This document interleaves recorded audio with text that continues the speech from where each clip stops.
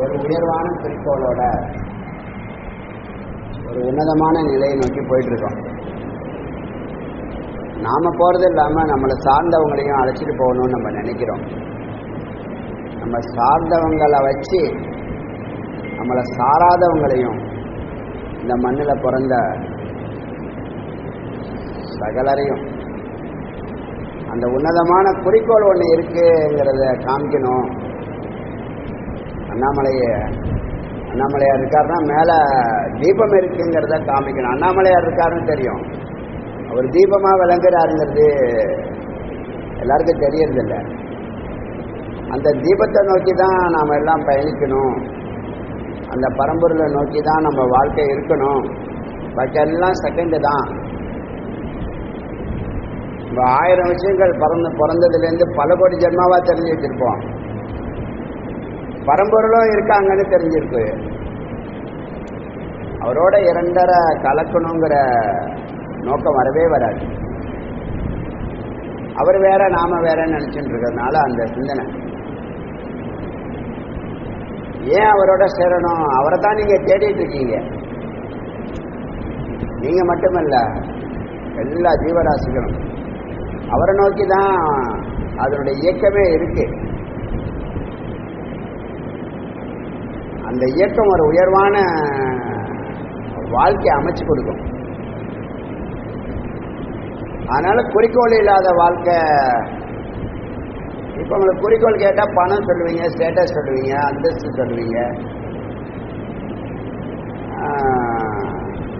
அடிப்படை தேவைகள் எல்லாருமே போராடி நம்ம அடைஞ்சிருவோம். அது காலத்தின் கட்டாயம். அது நாலா பக்கமும் அதை பற்றி சிந்தனைகள் பரவி நிற்குது. அதனால அதை நோக்கி ஓடுறோம். அது அடிப்படையை கடந்து, அத்தியாவசியத்தை கடந்து, சௌகரியத்தையும் கடந்து இந்த ஆடம்பரமும் அனாவசியமுங்கிற நிலைக்கு அகலமாக போயிட்டு இருக்கு. அது அர்த்தம் இல்லாமல் போயிடும். அந்த நிமித்தத்தையும் செய்யணும். உங்கள் டேலண்ட்ல நீங்கள் நிற்கணும். எங்கேருந்து வந்தோமோ அங்கே திரும்பணும். திரும்புறது உத்தமம். அவரை நோக்கி அவரிலிருந்து நம்ம கீழே இறங்கியிருக்கோம், மூலாதாரத்துக்கு இறங்கியிருக்கோம். சகசிராரத்திலேருந்து சகசிராரத்தில் செய்ய வேண்டிய வேலை மணிபூரகத்தில், சுவாதிஷ்டானத்தில், மணிபூரகத்தில், அநாகதத்தில், விசுத்தியில், மறுபடியும் பூர்வமத்தையும் மறுபடியும் சகசிராரம் ஏறிடணும். அதுதான் யதார்த்தம். அதுதான் இருப்பு நிலை. அதை மறந்துட்டோம். அதை மறந்துட்டதுனால சதா இந்த ஜகத்தை பற்றியே சிந்திச்சு ஒரு நாளைக்கு 6000 சிந்தனைகள்ல ஒரே ஒரு சிந்தனை மெய்ப்பொருளை நோக்கியது. நமக்குள்ள வரக்கூடிய காத்து பிராணன் 10ஆக பிரிஞ்சு 9 உடம்புக்கு நவசக்திகள். 1 சிவத்துக்கு, பரம்பொருளுக்கு ஒரு சக்தி, ஒரு வாயு. 1 தான் மேலே ஏறுது. பாக்கியெல்லாம் உடம்பை தான் பார்த்துட்டு இருக்கு. உடம்பு போயிடும். உடம்பு தோன்றும், நிற்கும், மறையும். மேலே இருக்கிற சிகரம் இருக்குல்ல, அது அறிவு வடிவமாக இருக்கிறது. நீங்களும் அறிவு தான். அறிவு தான் எப்பயுமே இருக்கு. அதை பற்றி தான் நேற்று ஆடியோவில் அப்படி ஸ்டார்ட் பண்ணாங்க. ஆனால் இந்த நித்தியகிரிவலம் போகணுங்கிற கட்டாயத்தினால அதை க்ளோஸ் பண்ணிட்டோம். அந்த ஃபைல் அற்புதமான ஃபைல் அது. நான் நினச்சி பேசலை. அந்த சந்தர்ப்பத்தில் வந்துச்சு, அதை பேச ஆரம்பித்தேன். ஆனால் தருணம் முடிஞ்சதுனால சரி முடிச்சுக்கலாம். இப்போ நீங்கள் வெளியில் பார்க்குற பொருள்லாம் உங்களுடைய அறிவு தான் பொருளாக மாறி இருக்கு. உங்கள் மனம்தான் அறிவாக மாறி இருக்கு. மனுஷ அகங்காரம், மனம், புத்தி, சித்தம், சித்து, சத்து 6 நிலைகளில் சொல்லலாம். மோஸ்ட்லி எல்லா மனிதர்களும் அகங்காரத்தில் தான் வாழ்கிறான். அதனால அது வச்சு செய்யுது. மனமாக கூட வரல, மனுஷனா கூட வரல. இன்னும் மனுஷனா புத்திக்கு வரணும். மனுஷ மூலாதாரத்தில் இருக்கும்போது அகங்காரமாக இருக்கிறான். புரியத்துக்காக சொல்கிறேன். ஹிருதயத்துக்கு வரும்போது மனமாக மாறுறான். அப்போ தான் பக்தி வருது, இறைவனை நோக்கி பயணிக்கிறான். புருவமத்திக்கு வந்தால் அவன் அங்கே புத்தியாக மாறுறான். புருவமத்திக்கும் சகசிராரத்துக்கும் நடுவில் முன்னெட்டின்னு சொல்லக்கூடிய அந்த இடத்துல அவன் சித்தாகிறான். தன்னுடைய அறிவு சொரூபம் பூரணமான அறிவு சொரூபமாக மாறுறான். அதுக்கப்புறம் சத்தை நோக்கி காத்திருக்கிறான், தபஸ் பண்ணுறான்.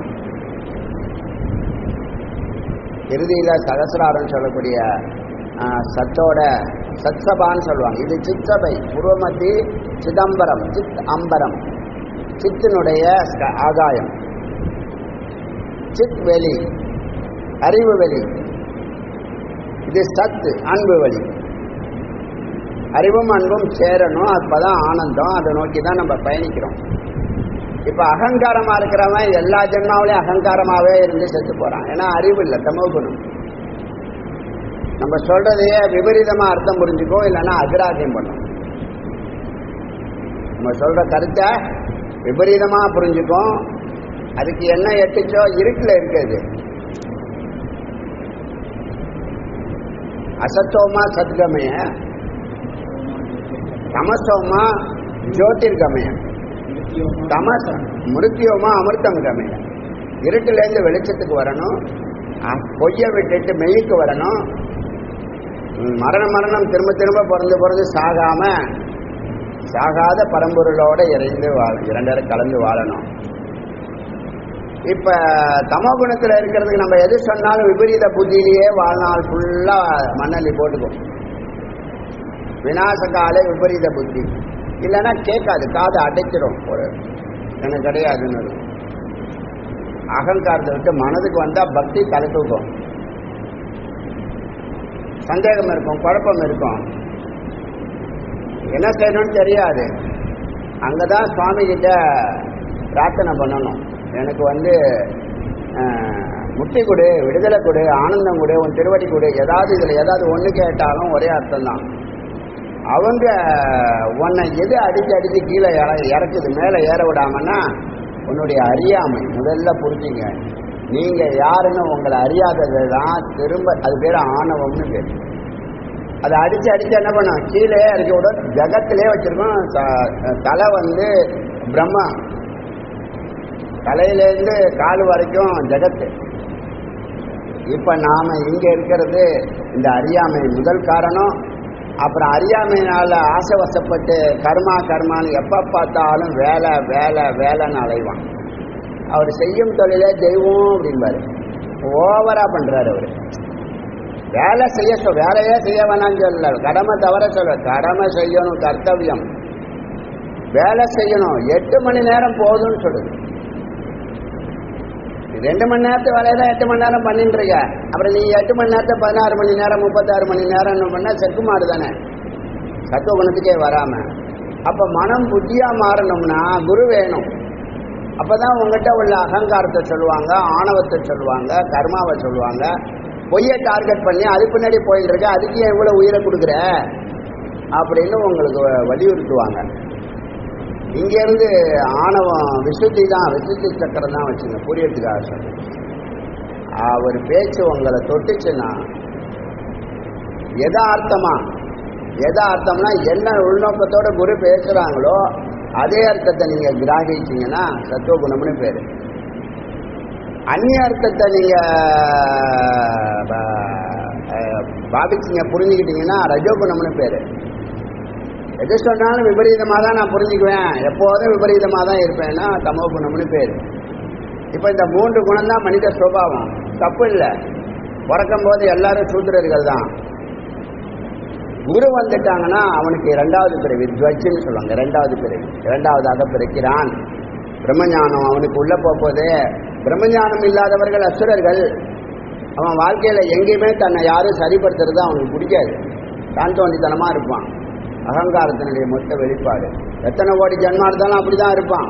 கடைசி வாய்ப்பு கொடுப்பாரு கிருஷ்ண பெருமான் கம்சனுக்கு,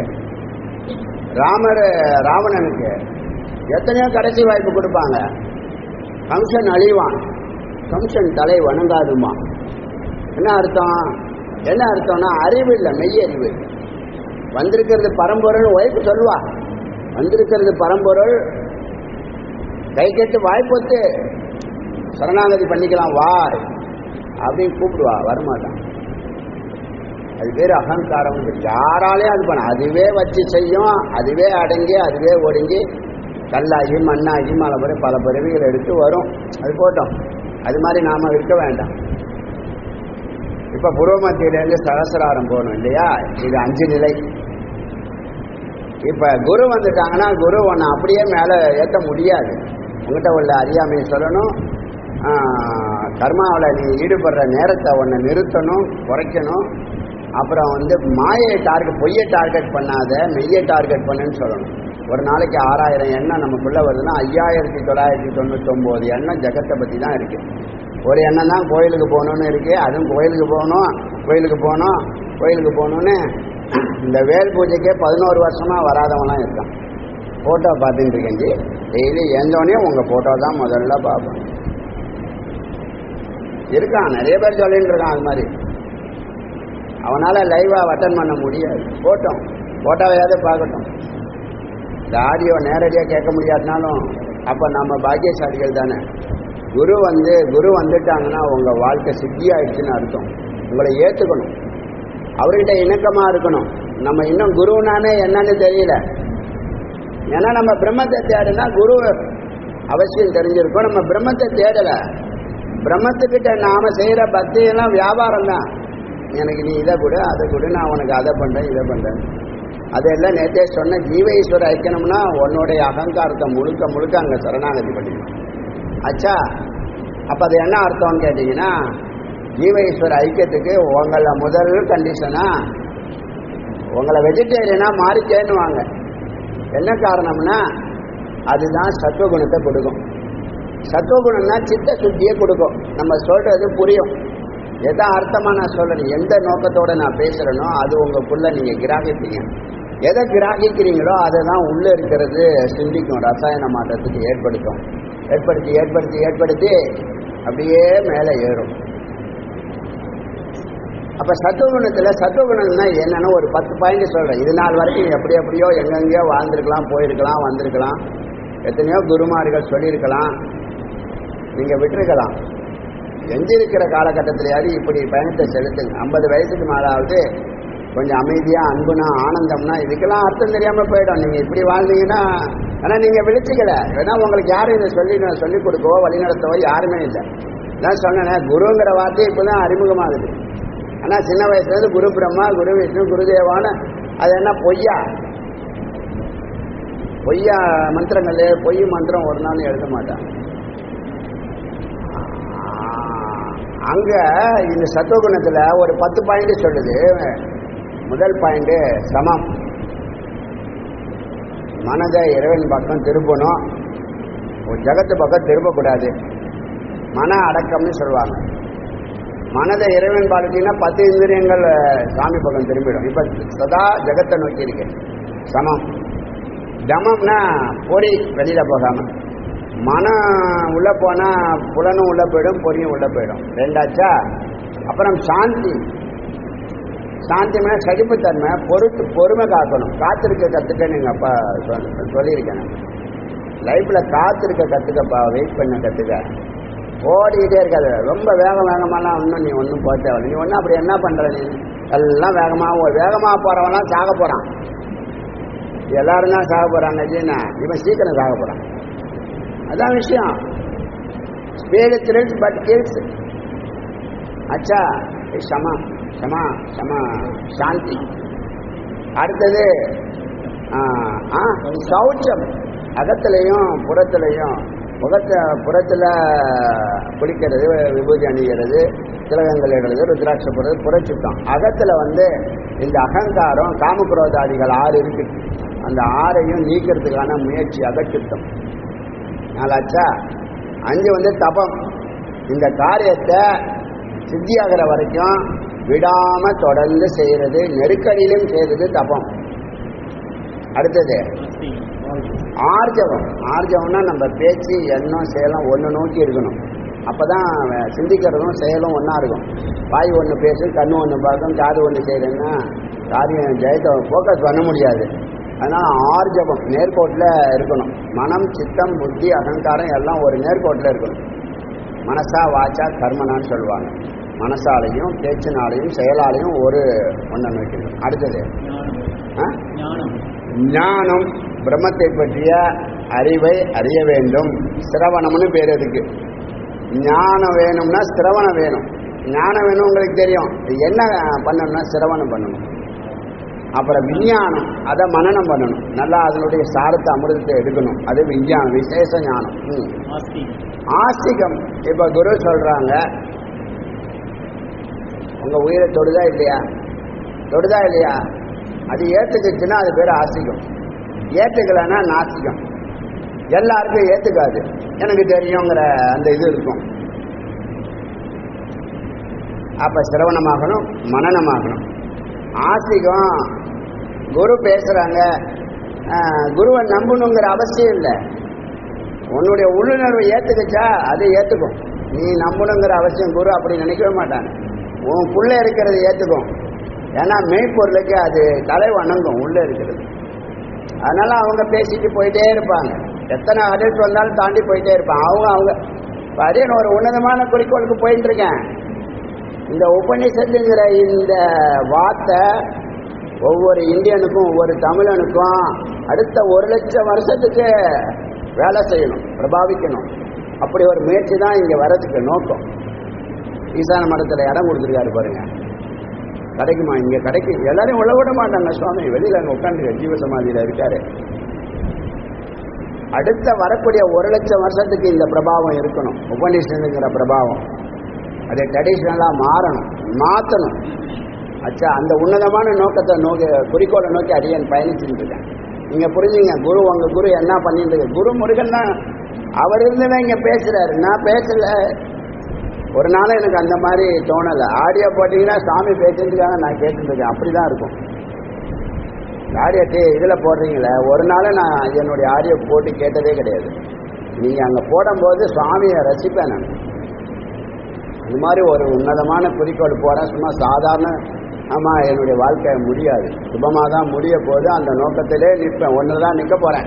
இவ்வளோ வருஷம் கழித்து எடுத்திருக்க முடிவு இது. 50 வருஷத்துக்கு அப்புறமா எடுத்திருக்க முடிவு. 7 வயசுலேருந்து இந்த கனவு என்கிட்ட இருக்கு. ஏதாவது ஒரு நோபல் ஒர்க் இந்த சமுதாயத்துக்கு பண்ணணுங்கிறது. அச்சா, இப்போ ஆர்ஜவம் தாண்டியாச்சு, ஆசிகம் வந்தாச்சு. குரு சொந்தமாக பேசலை, அவருக்கு பின்னாடி வேதம் இருக்கு.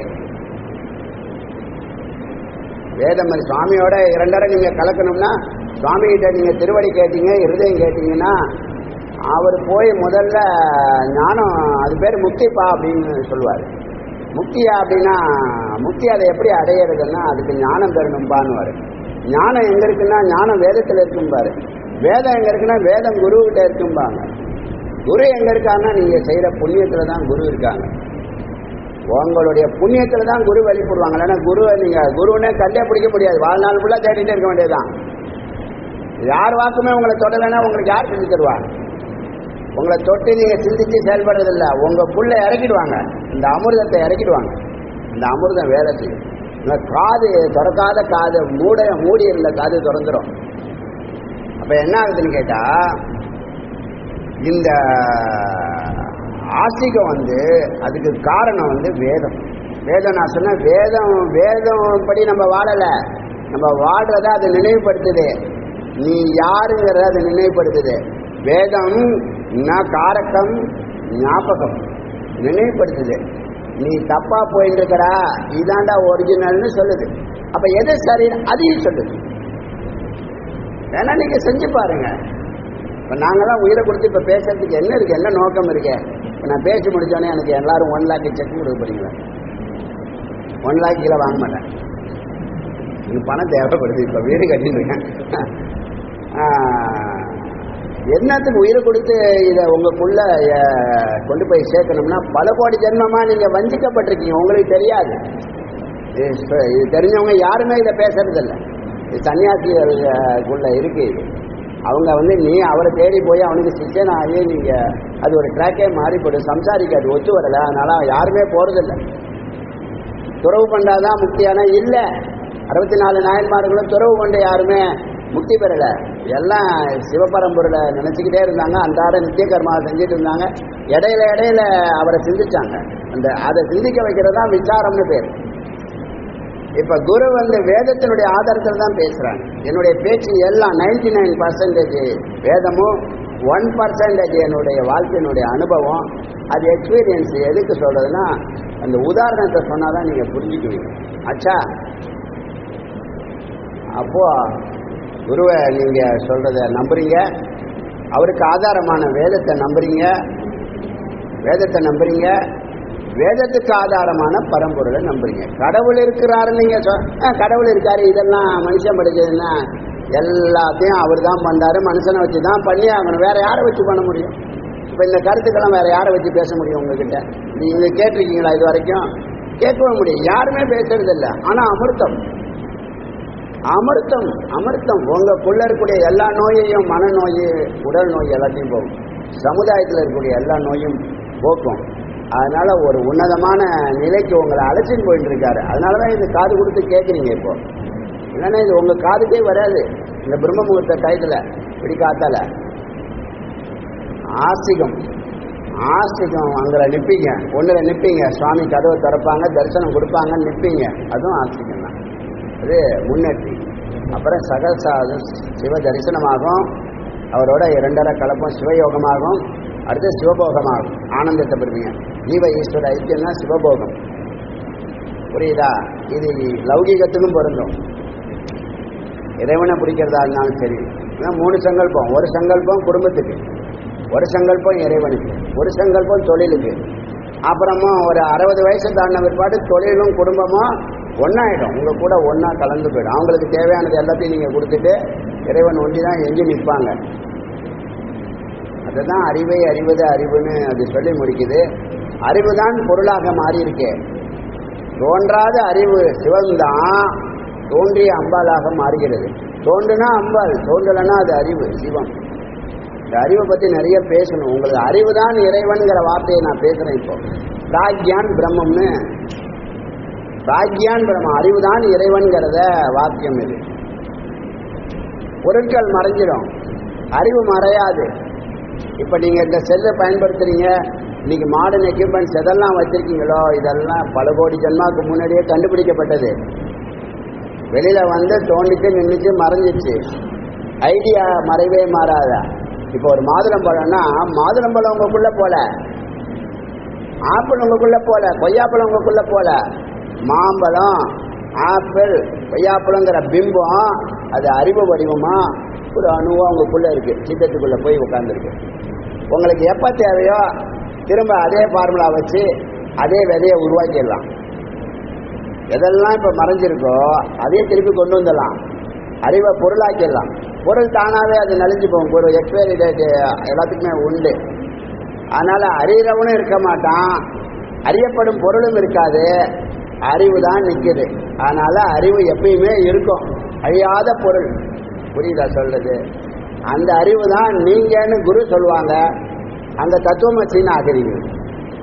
அதை நீங்க தியானத்திலேயோ ஏகாந்தத்திலேயோ விசாரத்திலேயோ உங்க உள்ளுணர்வு ஏற்றுக்கிட்டா அகம் பிரம்மாஸ்மின்னு சொல்லும். 3 மகா வாக்கியத்தை ஒரே வார்த்தையில சொல்றேன். அறிவுதான் இறைவன். அவர் தோன்றுனா பொருளாகிறாரு, வஸ்துவாகிறாரு, ஜெகத்தாகிறாரு.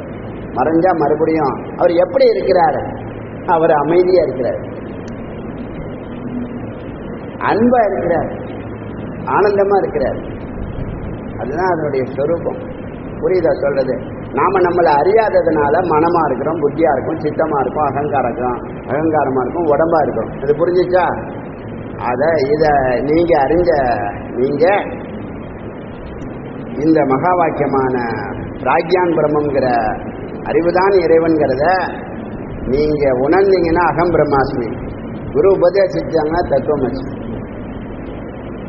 இது 3 புரியுதா? நீங்க யார்ட்டையாவது சிஷியன் போய் பாக்குறீங்க, முத யார் கண்ணையாவது கேட்குறீங்கன்னா அயம் ஆத்மா பிரம்மம், இந்த ஆத்மா பிரம்மப்பா அப்படின்னு சொல்ல போறீங்க. உங்க உபதேசம் தான் அயம் ஆத்மா பிரம்மம். 4 தான் மகா வாக்கியம். 4 வேதத்தினுடைய சாரம். வேதத்தை மறைச்சாச்சு. வேதத்தை மறைக்க சமுதாயம் நாசமா போச்சு. வேதம் எல்லாருக்கும் இல்லை. வேதம் பொதுவானது. வேதம் எல்லாருக்கும் உபநயனம் சொல்லுது. ஆண் பெண்ணெல்லாம் கர்மகாண்டத்துக்கு தான், பூஜை பண்றதுக்கும் யாகம் பண்றதுக்கும் நியமங்கள் இருக்கு, இல்லைன்னு சொல்லலை, இருக்கு. அது உத்தமமான நியமங்கள், அதை செய்யறவங்க அதை செய்யலாம்.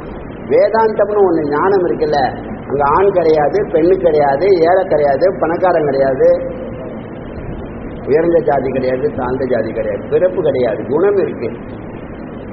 இதுக்கு வேதாந்தத்து கிடையாது. குணம், நிர்குணம், நிரூபம், நிராலம்பம், நிரவயவம் அப்படி நிறைய சொல்லிட்டு எல்லாம் நிறுதான்.